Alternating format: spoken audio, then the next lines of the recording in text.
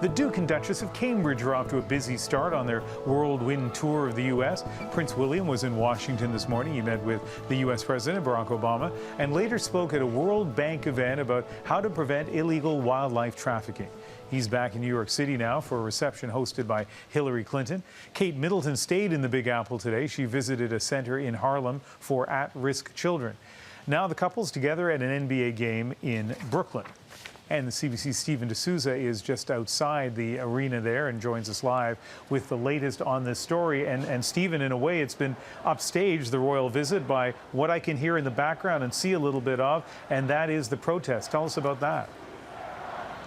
That's right. These protests have been going on since last week when a grand jury came back and decided not to indict the white NYPD officer who had put Eric Garner into a chokehold. And so those protests continued while the royal visit is on. And today, the protesters decide to come here to the Barclay Center. And you can see them now in front of the stadium. It's quite dark there, but what they're yelling to the police and to the world is "You serve us," one of the many chants that we're hearing from the protesters. Another is the final words of Eric Garner, "I can't breathe." And this is tension we're feeling across the city, across the United States, the tension between police and the community, people upset with the grand jury decision, but also with how police have been treating black youth, the black community, and just people in general. And so there is a feeling here that having this protest now with the royals in the building will give it worldwide attention. And we saw earlier that there were a number of media outlets, ourselves included, but ITV from England as well as others,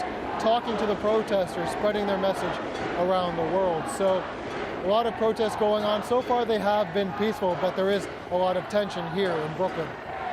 There are a lot of things that make that situation behind you potentially difficult for police. First of all, as you point out, it is police conduct which has kind of led to these protests in the first place. You have the royal couple inside, so security would be particularly concerning. And you're talking 15, 18, 19,000 people inside who will leave once the game is over. You know, as you listen, Stephen, as you look over your shoulder, what's your sense of the volatility of this crowd?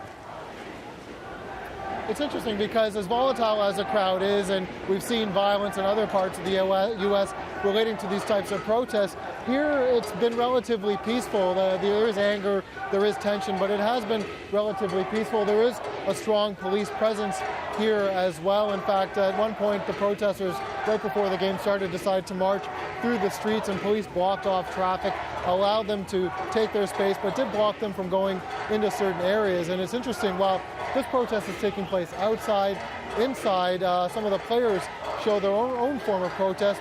LeBron James, the leader of the Cleveland Cavaliers, wearing a t-shirt that said, "I can't breathe." So we're seeing more and more professional athletes taking up the message of the protesters, echoing what we're hearing out on the streets. But in terms of volatility, in terms of security, so far the protests in New York have been relatively peaceful. This relatively small compared to some that we've seen earlier this week and last week as well. So it remains to be seen, but we will be on scene if anything does develop. And we'll be live here through the evening, as you know, Stephen. Thank you very much, Steven D'Souza, our new New York City correspondent. Well, you heard there about LeBron James making a political